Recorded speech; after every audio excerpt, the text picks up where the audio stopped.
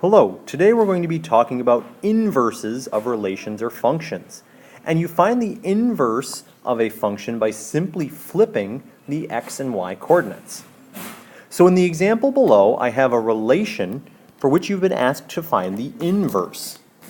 So what we're going to do is take each ordered pair and flip the x and y coordinate. So it's as simple as this.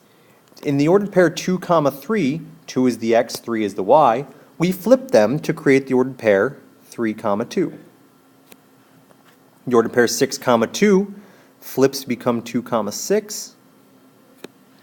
Negative 1, 5 becomes negative 5, negative 1.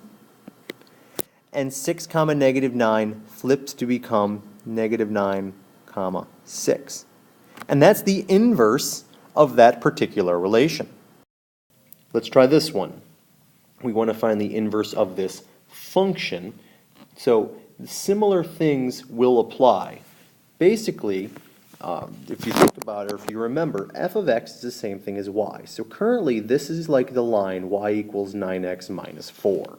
So if we want to do the inverse of this, then we're just going to switch x and y. So it's going to become x equals 9y minus 4. Now we're not going to leave it like this. We're going to get y by itself. So I'm going to go through all these processes just to get y alone. I'm going to add 4. So x plus 4 equals 9y. And then I'm going to divide both sides by 9. So y would be the same as x plus 4 over 9. You can go ahead and leave it like that. But the notation for function inverse would be you write f